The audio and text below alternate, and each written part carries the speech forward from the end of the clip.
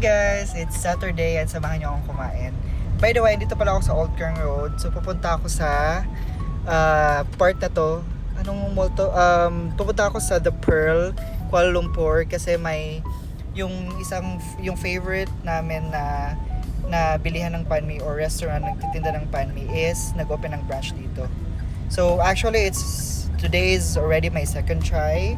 So come with me.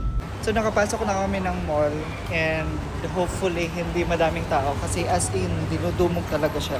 Ayan siya guys. So ayun na nga.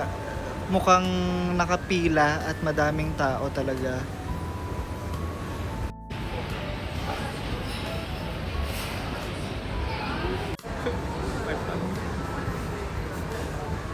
Yun guys, kakatapos na namin kumain. By the way, nag-video ko kanina kasi hindi ko na-video yung food ko. Ano ba yan? Sayang.